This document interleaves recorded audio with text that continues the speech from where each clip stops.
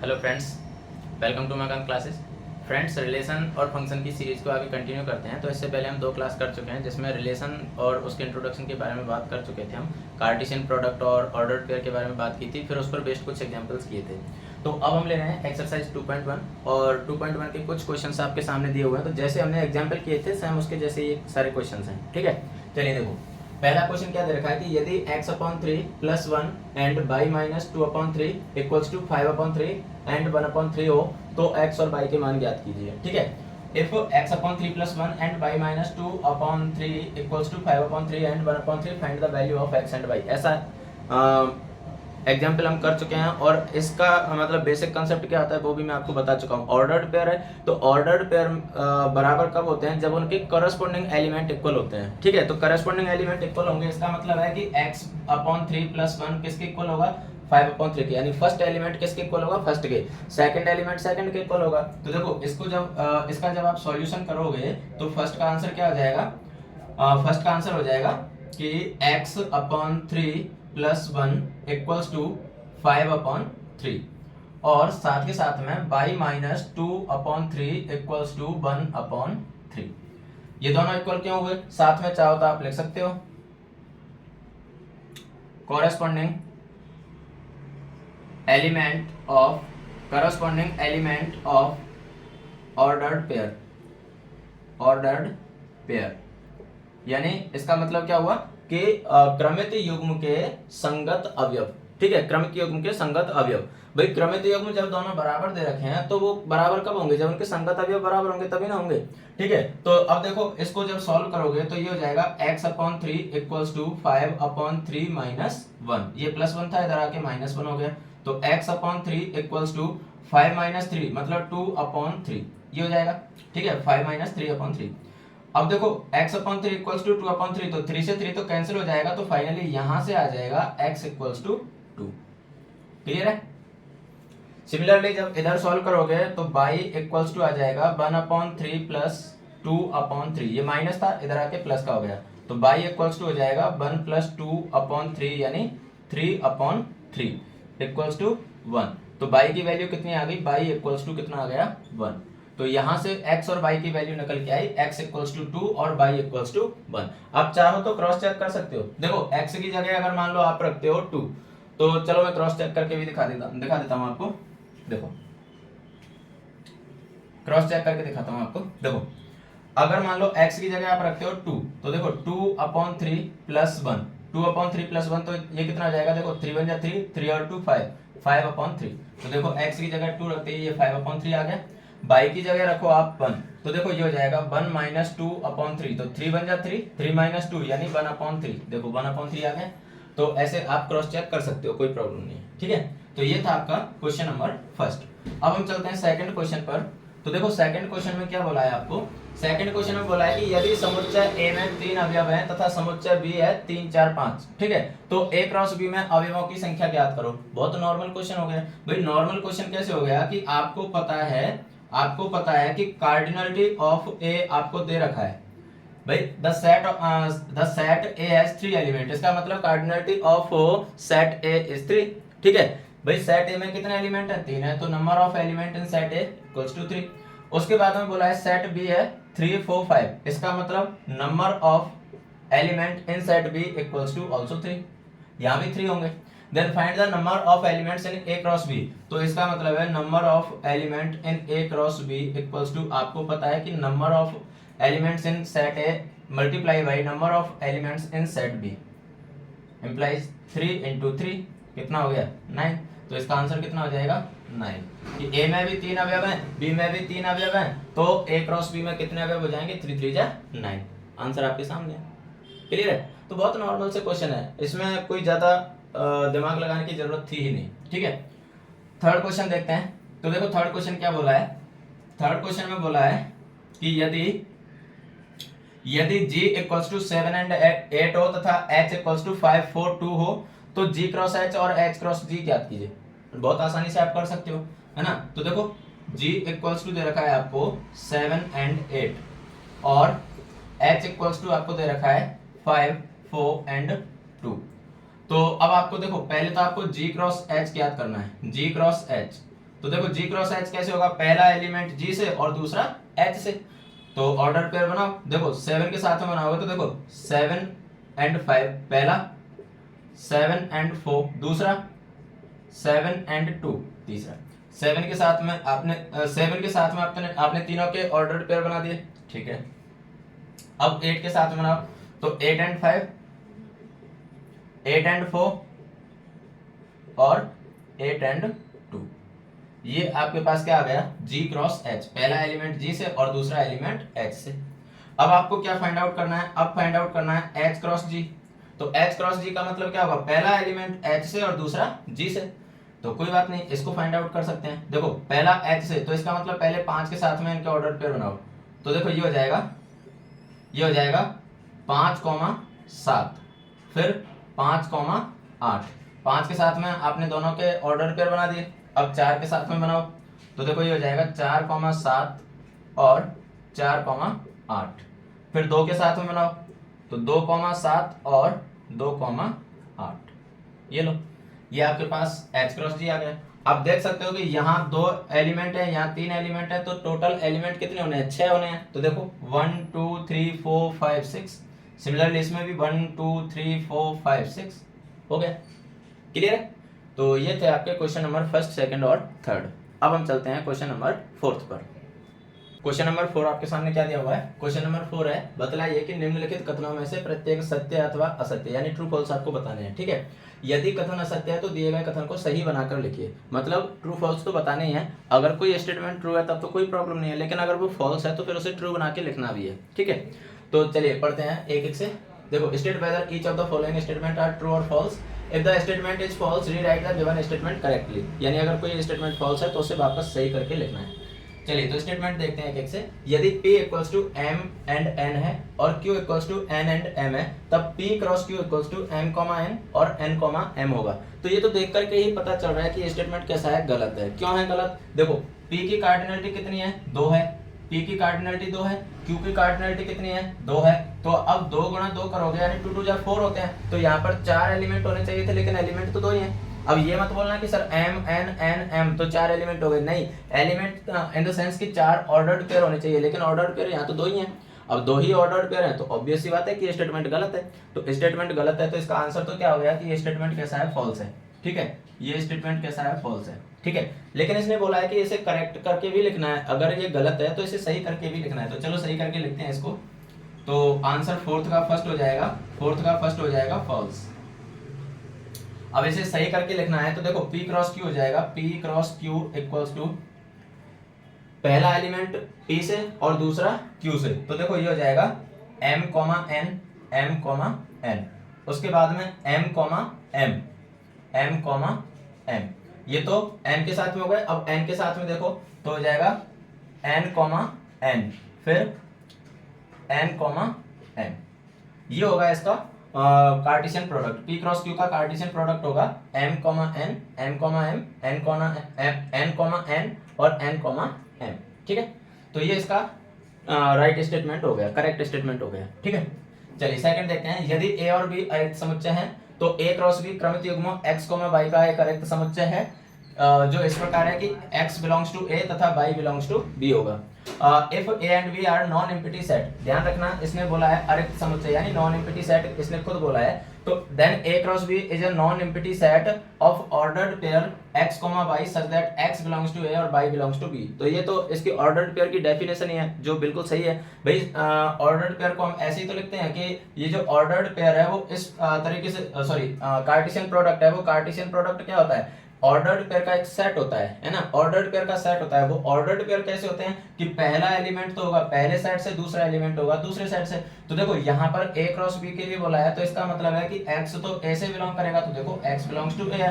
Y B से belong करेगा तो Y बिलोंग्स टू B है। तो बिल्कुल सही बात है, इसलिए ये कैसा हो गया, ये स्टेटमेंट हो गया ट्रू, ठीक है। तो इसको तो वापस लिखने की जरूरत नहीं है क्योंकि ये तो खुद ही सही है ना। थर्ड स्टेटमेंट देखते हैं। If A equals to 1, 2, B equals to 3, 4, then A cross B intersection 5 equals to 5। अब इसको समझो, इसके लिए देखो आपको सेट की जानकारी होनी चाहिए। तो सेट में हमने क्या पढ़ा था कि जब किसी भी सेट के साथ में अगर हम 5 का इंटरसेक्शन करते हैं तो इंटरसेक्शन हमेशा 5 आता है। और अगर यूनियन करते हैं तो वो सेट खुद आ जाता है, ये आपने पढ़ा हुआ है, ठीक है। अगर आप ए का यूनियन करते हो किसके साथ में, फाई के साथ में, तब तो ए आता है, और ए का इंटरसेक्शन करते हो फाई के साथ में तो क्या आता है, फाई आता है, ठीक है।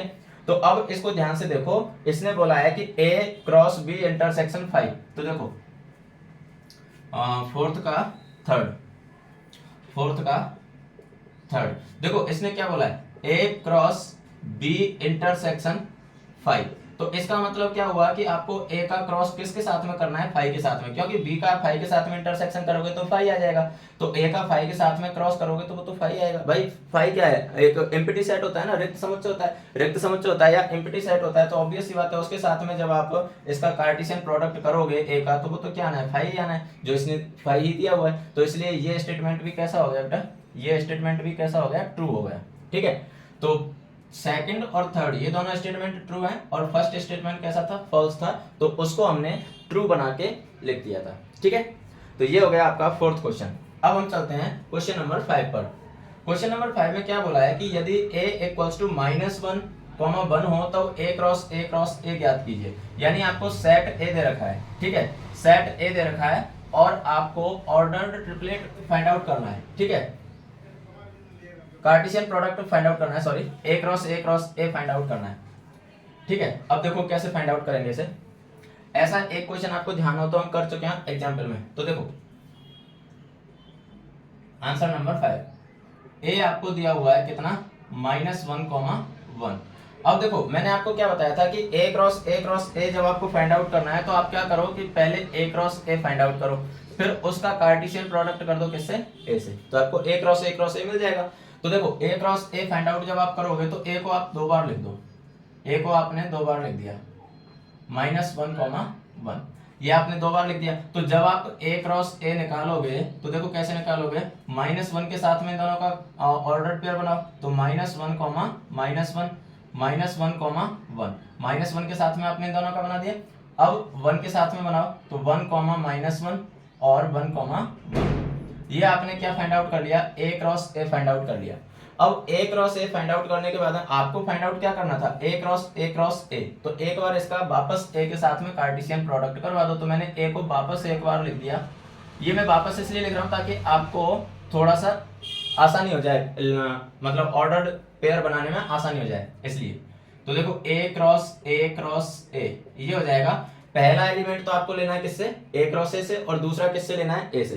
तो देखो पहला एलिमेंट इसका क्या है, -1, -1। अब इसका एक एलिमेंट ले लो -1, तो फिर ये बन जाएगा, देखो ये बन जाएगा -1, -1, -1 और -1, फिर उसके बाद में -1 और फिर इसका क्या जाएगा 1, ठीक है। पहले ये दोनों लिए, पहला इसका ले लिया तो पहला ये ट्रिपलेट बन गया, फिर पहले ये दोनों लिए, इसका दूसरा ले लिया, ये दूसरा बन गया। अब इसका दूसरा एलिमेंट उठाओ तो देखो -1, 1 और -1, -1, 1 और -1, फिर -1, 1 और 1, -1, 1 और 1, ठीक है। ये -1, 1 के साथ में इन दोनों के ऑर्डर पेयर आपने बना दिए। फिर 1, -1 के साथ में बनाओ तो देखो 1, -1 के साथ में बनाओगे तो 1, -1, फिर ये -1, फिर 1, -1, फिर ये 1, ठीक है। इसके साथ में आपने दोनों के बना दिए। अब 1, 1 के साथ में बनाओ तो देखो 1, 1 के साथ में बनाओगे तो 1, 1, -1 और 1, 1, 1, ये लो, ये आपके a क्रॉस a आ चुका है। देखो इसमें टोटल एलिमेंट कितने होने हैं, a क्रॉस a में टोटल एलिमेंट कितने होने हैं, 2 × 2 × 2, यानी टोटल एलिमेंट कितने होने हैं, 8। तो चेक करते हैं 8 एलिमेंट है कि नहीं, 1, 2, 3, 4, 5, 6, 7, 8, क्लियर है। तो बहुत आसान से तरीके से आप इसको लिख सकते हो, ठीक है। आपको ये चीजें प्रोबेबिलिटी में भी काम आने वाली हैं, वैसे तो आपने 10th क्लास में पढ़ा भी होगा, और यहाँ पर भी प्रोबेबिलिटी में आपको ये चीजें काम आने वाली हैं, ठीक है। तो उम्मीद कर रहा हूँ कि 5th क्वेश्चन भी आपको समझ में आ गया होगा। अब 6th क्वेश्चन देखो, 6th क्वेश्चन क्या बोला है कि यदि a क्रॉस b बराबर a, x, a, y और b, x, b, y हो तब a और b ज्ञात कीजिए। अब ये तो कुछ ज्यादा ही इजी हो गया भाई, हमने शायद लास्ट क्वेश्चन था एग्जाम्पल में या कौन सा था मुझे एग्जैक्ट याद नहीं है, बट ऐसा एक क्वेश्चन हमने किया है ना, ऐसा एक क्वेश्चन हमने किया है। तो देखो a क्रॉस b आपको दे रखा है, तो ऑब्वियस सी बात है कि इसमें पहले एलिमेंट ए के होंगे, तो देखो यहाँ से ए ले लिया आपने, यहाँ से ए ले लिया आपने, यहाँ से बी ले लिया और यहाँ से भी बी ले लिया। लेकिन आपको पता है कि सेट में रिपीटेशन अलाउ नहीं होता है, तो इसलिए ए कॉमा बी। पहले पहले एलिमेंट ले लिए, वो तो कहाँ से आ गए, ए से। अब बी के एलिमेंट ले लो, तो बी के लिए सेकंड एलिमेंट आ जाएगा, तो एक्स वाई फिर एक्स और फिर वाई। तो यहाँ पर भी आपको पता है कि रिपीटेशन नॉट अलाउड, तो इसलिए एक्स कॉमा वाई, ये आपका आंसर आ गया। ए और बी दोनों आ चुके हैं। बहुत इजी से क्वेश्चन है, मतलब इनमें पेन चलाने की जरूरत नहीं है, वो तो अपने थ्योरेटिकल एग्जाम्स होते हैं इसलिए पेन चलाने की जरूरत पड़ती है, बाकी इनमें पेन चलाने की जरूरत है नहीं। तो ये आपका 6th क्वेश्चन था। ठीक है, अब चलते हैं क्वेश्चन नंबर 7 पर। देखिए क्वेश्चन नंबर 7 में क्या बोला है। क्वेश्चन नंबर 7 है कि मान लीजिए a equals to 1 2, b equals to 1 2 3 4 1 2 3 4, c equals to 5 6 and d equals to 5 6 7 8। तो सत्यापित कीजिए कि, यानी आपको वेरीफाई क्या करना है, वेरीफाई आपको करना है a cross b intersection c equal होगा a cross b intersection a cross c के। तो इसके लिए तो मैं ये बोलूंगा आपको कि आप ये इसे प्रॉपर्टी की फॉर्मेट में भी ध्यान रखिए। एक तरह से आप डिस्ट्रीब्यूटिव प्रॉपर्टी की फॉर्मेट में ध्यान रख सकते हो इसे, है ना। डिस्ट्रीब्यूटिव प्रॉपर्टी ऑलमोस्ट ऐसी होती है।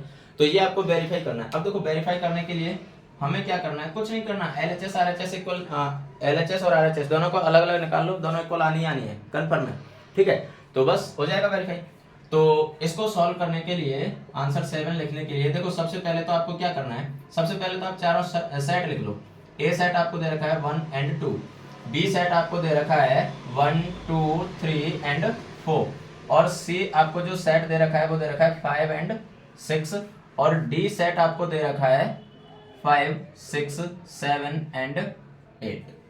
अब जो आपको वेरीफाई करना है उसको देखते हैं। देखो पहला आपको वेरीफाई करना है a cross b intersection c equals to a cross b intersection a cross c। तो अब देखो मैं मार्कर चेंज कर लेता हूं। देखो सबसे पहले जैसे मान लो आप a क्रॉस b निकालते हो, sorry a cross b intersection c निकालते हो, तो इसको निकालने के लिए आपको क्या चाहिए, b इंटरसेक्शन c चाहिए। तो पहले तो आप b इंटरसेक्शन c निकालो। देखो b intersection c, b intersection c ये क्या हो जाएगा, देखो b सेट आपको दे रखा है 1 2 3 एंड 4, इंटरसेक्शन c क्या दे रखा है 5 एंड 6। अब b और c में कोई चीज कॉमन है क्या, बिल्कुल नहीं है। तो इसका मतलब है कि इन दोनों का इंटरसेक्शन क्या आ जाएगा, आपके पास 5 आ जाएगा। b और c का इंटरसेक्शन आपके पास क्या आ गया, 5 आ गया। ठीक है, तो अब a cross b intersection c 5 आ चुका है, तो a क्रॉस 5 जब आप करोगे तो आपको क्या मिल जाएगा, 5 मिल जाएगा। ठीक है, क्या मिल जाएगा, 5 मिल जाएगा। तो ये तो हो गया आपका LHS। LHS आपके पास क्या आ चुका है, LHS आपके पास आ चुका है 5। अब हम RHS देखते हैं। देखो RHS जब आप देखोगे तो RHS में आपको दो चीज चाहिए। RHS क्या दे रखा है आपके पास, a cross b intersection a cross c। इसका मतलब आपको a क्रॉस b चाहिए और a क्रॉस c चाहिए। तो पहले तो इनको निकालते हैं, इंटरसेक्शन बाद में करेंगे। तो देखो a क्रॉस b जब आप करोगे, देखो a आपको दे रखा है 1 और 2 और b दे रखा है 1 2 3 4। तो देखो a क्रॉस b करोगे तो देखो पहले 1 के साथ में निकालो इनके ऑर्डर पेयर, तो ये हो जाएगा 1 1 1 2 1 3 1 4। ठीक है, 1 2 3 4 थे, तो 1 के साथ में चारों के अलग अलग ऑर्डर पेयर हमने बना दिए। अब 2 के साथ में देखो तो ये हो जाएगा, देखो 2 1 2 2 2 3 और 2 4। ये आ गया हमारे पास a क्रॉस b। ठीक है, अब निकालते हैं a क्रॉस c। तो a cross c equals to, देखो a है हमारे पास 1 2 और c है 5 और 6। तो ये आ जाएगा, देखो 1 2 तो मतलब 1 के साथ में 1 और 5 और 1 और 6, फिर 2 और 5 2 और 6। ये आपके पास क्या आ गया, a क्रॉस c आ गया। अब आपको क्या चाहिए, आपको चाहिए a cross b intersection a cross c, यही चाहिए। तो अब देखो इसको निकालने के लिए आपके पास क्या होना चाहिए, इन दोनों में कुछ कॉमन होना चाहिए। देखते हैं कुछ कॉमन है क्या, कुछ भी कॉमन नहीं है। देखो 1 1 1 2 1 3 1 4, तो 1 4 तक है यहाँ पर, लेकिन यहाँ क्या है 1 5 और 1 6 है। ठीक है, उसके बाद 2 1 2 2 2 3 2 4, यहाँ 2 5 है 2 6 है। मतलब इन दोनों का जो इंटरसेक्शन है वो, इन दोनों का इंटरसेक्शन क्या है, 5 है। इन दोनों का इंटरसेक्शन आपके पास क्या आ रहा है, 5 आ रहा है। ठीक है, अब आप यहां से देखो, यहाँ LHS क्या थी आपके पास, 5 थी, RHS क्या है 5 है। तो आप लिख सकते हो LHS इक्वल्स टू RHS। दोनों ही क्या है आपके पास 5 आए, तो दोनों इक्वल हो गए, और दोनों इक्वल हो गए तो ये प्रूफ हो गया।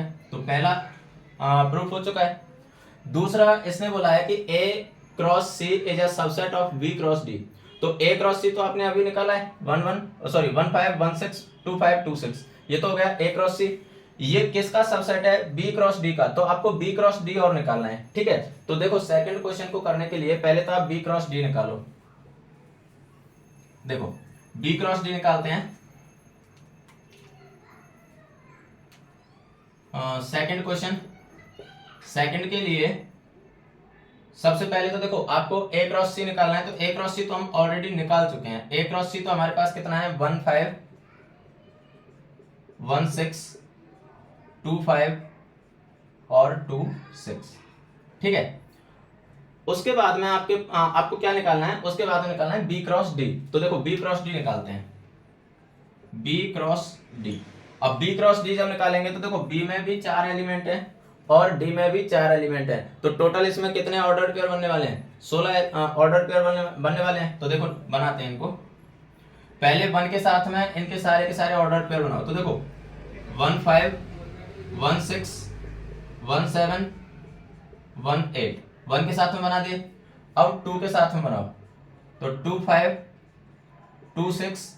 चलो इसको कंप्लीट अरेंज कर देता हूं मैं, इसको पूरे को ही अरेंज कर देता हूं।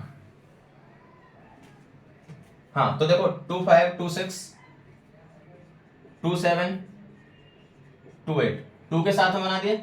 अब 3 के साथ में बनाओ, तो ये हो जाएगा देखो 35 36 37 और 38। उसके बाद में 4 के साथ में बनाओ, तो देखो 4 के साथ में बनाओगे तो ये हो जाएगा 45 46 47 और 48। ये आपके पास क्या आ गया? बी क्रॉस डी आ गया। अब इसने बोला है कि A cross C is a subset of B cross D, यानी A cross C B cross D का क्या होगा? एक उपसमुच्चय होगा। अब उपसमुच्चय तो कब माना जाएगा? जब ए क्रॉस सी के सारे एलिमेंट बी क्रॉस डी में अवेलेबल होंगे, तब तो ये इसका सबसेट होगा, अदरवाइज नहीं होगा।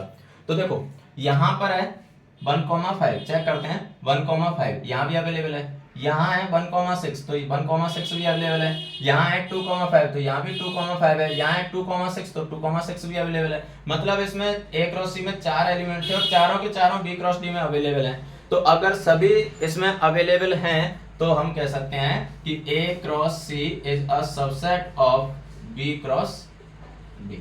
क्लियर है? देख सकते हो आप, है ना। तो ये भी प्रूफ हो गया। तो ये दोनों क्वेश्चन आपके प्रूफ हो चुके हैं, फर्स्ट भी और सेकंड भी, ठीक है। अब 8th क्वेश्चन देखते हैं। 8th क्वेश्चन में क्या बोला है कि मान लीजिए कि a बराबर आपको दे रखा है 1,2 और b बराबर दे रखा है 3,4। तो a क्रॉस b लिखिए। पहले तो आपको a क्रॉस b निकालना है, ठीक है। निकाल लेते हैं a क्रॉस b। उसके बाद में क्या बोला है कि a क्रॉस b के कितने उपसमुच्चय होंगे, उनकी सूची बनाइए, ठीक है।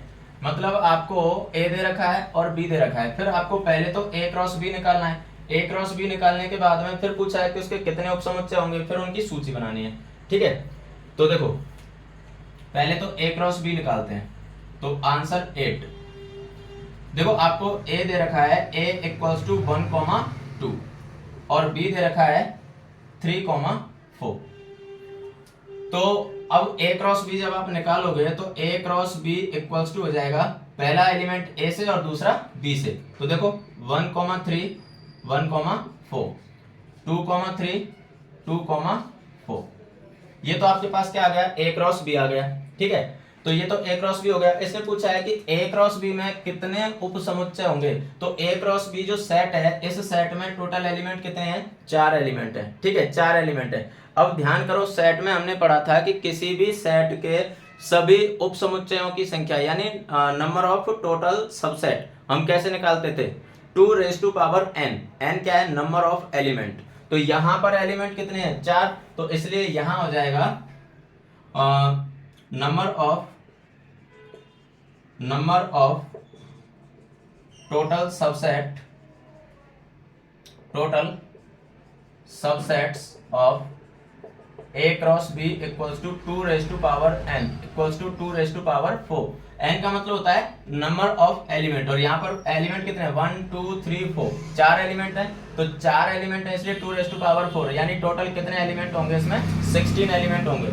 अब साथ में इसने क्या बोला है लिस्ट देम, यानी उन 16 एलिमेंट को आपको लिखना भी है। तो देखो 16 एलिमेंट कौन कौन से होंगे वो लिखते हैं। एलिमेंट को लिखने के लिए पावर सेट में हमने ये चीज पढ़ी थी, तो देखो आपको ध्यान हो तो मैंने सेट में जब पावर सेट को पढ़ाया था तब मैंने क्या बोला था कि पावर सेट को आपके सिलेबस से हटा दिया गया, 11th क्लास के सिलेबस से पावर सेट को हटा दिया गया, लेकिन फिर भी मैंने पढ़ाया था और मैंने बोला था कि ये अभी तो काम नहीं आ रहा लेकिन आगे चल के काम आएगा। अब देखो उस पर बेस्ड क्वेश्चन आ गया, तो इंडिविजुअली वो काम आता है, तो इसलिए मैंने वहां पर वो पढ़ाया था। ठीक है, तो देखो अब इसकी लिस्टिंग करते हैं। तो आपको पता है कि सबसे पहले तो फाइव लेते हैं, भाई फाइव तो सभी का सबसेट होता है ना। फिर एक एक करके सारे एलिमेंट ले लेते हैं, तो एक एक करके सारे एलिमेंट ले लेंगे। तो देखो 1,3, फिर 1,4, उसके बाद में 2,3 और 2,4, ये हमने एक एक सारे एलिमेंट ले लिए। अब दो दो लेते हैं, तो दो दो लेंगे तो देखो 1,3 1,4, ठीक है। उसके बाद में 1,3 2,3, उसके बाद में 1,3 और 2,4,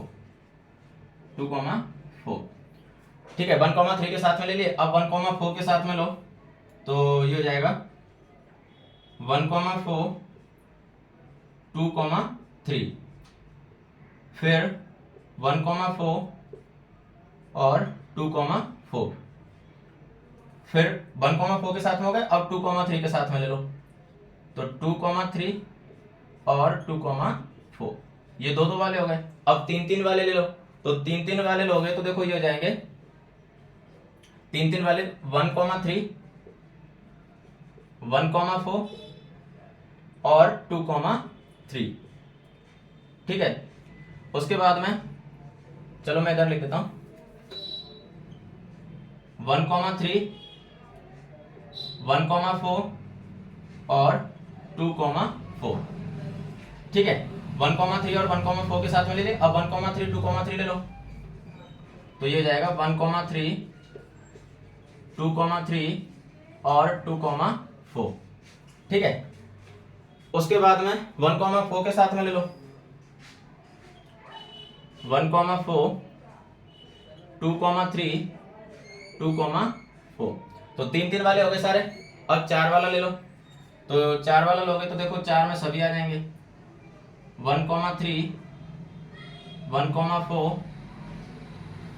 2,3 और 2,4, ये आपके पास टोटल एलिमेंट टोटल सबसेट हो जाएंगे। एक बार काउंट कर लेते हैं टोटल 16 हो गए कि नहीं। देखो 1 2 3 4 5 6 7 8 9 10 11 12 13 14 15 और 16, तो टोटल 16 सबसेट हो गए, ठीक है। आपको कुछ नहीं करना है जब आप लिस्टिंग करते हो, वैसे तो मैंने सेट में ये सारी चीजें बता रखी हैं, फिर भी आप जब लिस्टिंग करते हो तो पहले 5 लो, फिर 1 1 सारे एलिमेंट ले लो, फिर 2 2 ले लो, फिर 3 3 ले लो, 4 4 ले लो, जितने भी उसमें एलिमेंट है उतने लेते जाओ, ऑटोमेटिक आपको आपके पास पूरी लिस्ट बनके तैयार हो जाएगी, ठीक है। तो ये था आपका क्वेश्चन नंबर 8। अब हम चलते हैं क्वेश्चन नंबर 9 और 10 पर, उसके बाद में अपनी क्लास का हो जाएगा दी एंड, ठीक है। चलिए तो क्वेश्चन नंबर 9 पर चलते हैं। देखिए क्वेश्चन नंबर 9 में क्या बोला है। क्वेश्चन नंबर 9 है, मान लीजिए कि ए और बी दो समुच्चय हैं जहां ए की कार्डिनलिटी आपको दे रखी है 3 और बी की कार्डिनलिटी आपको दे रखी है 2, ठीक है। तो साथ में बोला है कि x, y, 2 और z, 1 ये a क्रॉस b में है, तो आपको a और b फाइंड आउट करने हैं, ठीक है। Let a and b B two sets such that n of a यानी cardinality of a equals to 3 and cardinality of b equals to 2, और ये तीन एलिमेंट दे रखे हैं। अब आप तो देखो आपके दिमाग में एक चीज चल रही होगी कि सर हमें सारे एलिमेंट दे नहीं रखे हैं तो हम a और b कैसे निकालें। कोई बात नहीं, दो चीज तो दे रखे हैं ना कि कार्डिनलिटी a की कार्डिनलिटी कितनी है 3 है, और ये a क्रॉस b में है। a क्रॉस b में कौन है x, 1 y, 2 और z, 1। इसका मतलब सीधा सा है कि आपके पास सेट a के 3 एलिमेंट आ गए। कौन से, देखो पहले एलिमेंट उठाओ। सेट a का a में x होगा, भाई इसने बोला है ना कि ए क्रॉस बी में है, तो इसका मतलब पहला एलिमेंट ए से होगा, दूसरा क्या है बाई, और तीसरा क्या है जेड। तो इसने यही तो बोला था कि ए की कार्डिनलिटी कितनी है, 3 है, तो ए के 3 एलिमेंट आ गए। उसने बोला है बी की कार्डिनलिटी 2 है, तो बी में 2 एलिमेंट होंगे, कौन कौन से होंगे, लास्ट के एलिमेंट उठाओ। तो देखो यहाँ पर है 1, यहाँ पर है 2, और फिर वापस 1 है, लेकिन 1 तो आ गया तो रिपीट तो होता नहीं है, और आपको पता है कि बी की कार्डिनलिटी भी कितनी है, 2 है। ये लो आ गए ए और बी। इसने यही तो पूछा था कि ए और बी को ज्ञात कीजिए, हो गए ए और बी ज्ञात। भाई पहला एलिमेंट ए से, दूसरा एलिमेंट बी से, तो पहला एलिमेंट लिया एक्स, वाई और जेड, तो ए में 3 एलिमेंट आ गए। दूसरे एलिमेंट लिए तो 1, 2 और 1, तो 1 तो वापस रिपीट हो रहा है, तो इसलिए 1 और 2 ये बी के एलिमेंट आ गए, ए और बी दोनों निकल चुके हैं। क्लियर है, बहुत नॉर्मल सा क्वेश्चन था। लास्ट क्वेश्चन देखते हैं इस एक्सरसाइज का, और उसके बाद में इस क्लास को हम दी एंड कर देंगे, ठीक है। फिर उसके बाद में कल हम रिलेशन के बारे में और डिटेल में पढ़ेंगे, ठीक है। अभी तक तो हमने कार्टेशियन प्रोडक्ट और ऑर्डर्ड पेयर के बारे में पढ़ा है, रिलेशन के बारे में तो अभी पढ़ाई नहीं है हमने, है ना। तो चलिए लास्ट क्वेश्चन देखते हैं। कार्तीय गुणन ए क्रॉस ए में 9 अवयव हैं। इसने बोल दिया कि ए क्रॉस ए की जो कार्डिनलिटी है वो कितनी है, 9 है, जिसमें -1, 0 तथा 0, 1 भी है। समुच्चय ए ज्ञात कीजिए तथा ए क्रॉस ए के शेष अवयव भी ज्ञात कीजिए। The Cartesian product A cross A has 9 elements among which are found -1, 0 and 0, 1। Find the set A and the remaining elements of A cross A. अब आप तो एक चीज समझना, देखो एक चीज समझ लो कि इसने बोला है कि cardinality of A cross A equals to कितना है, 9। अब इसमें एक चीज तो पक्की है, वो क्या है कि पहला एलिमेंट भी ए से होगा और दूसरा भी ए से होगा। क्यों? क्योंकि इसने ए क्रॉस ए बोला है, तो पहला भी ए से और दूसरा भी ए से ही होगा। अच्छा दूसरी बात, इसने ए क्रॉस ए की कार्डिनलिटी 9 दे रखी है, तो 9 का मतलब सीधा सा 9 के जब आप फैक्टर करोगे तो क्या होंगे, 3 × 3 यही होंगे ना, दूसरा तो कोई ऑप्शन नहीं है भाई, दूसरा तो कोई ऑप्शन नहीं है भाई। अब हाँ ये हो सकता था कि 1 × 9 हो जाए या फिर 9 × 1 हो जाए, लेकिन इसने तो बोला है ना, क्लियर बोला है ए क्रॉस ए का मतलब ए से ही पहला एलिमेंट लेना है, ए से ही दूसरा एलिमेंट लेना है, तो इसका मतलब ये चीज तो पॉसिबल ही नहीं है ना। तो इसलिए पॉसिबल कौन सा है, 3, मतलब ए में कितने एलिमेंट होंगे, 3 होंगे। तो इसका मतलब यहाँ से एक चीज तो हमारे पास निकल के आ गई कि cardinality of A equals to कितनी होगी, 3 होगी, यानी ए में कितने एलिमेंट होंगे, 3 होंगे। तो इसका मतलब सीधा सा है कि जो सेट ए है वो सेट ए क्या हो जाएगा, देखो यहां से अगर मैं इसकी बात करूं तो देखो क्या जाएगा, -1 पहला एलिमेंट ले लिया। अच्छा दूसरा एलिमेंट भी ए से ही आएगा, क्यों आएगा, क्योंकि ए क्रॉस से निकाल रहे हैं, तो दूसरा एलिमेंट भी ए से ही आएगा, तो हमने ले लिया 0।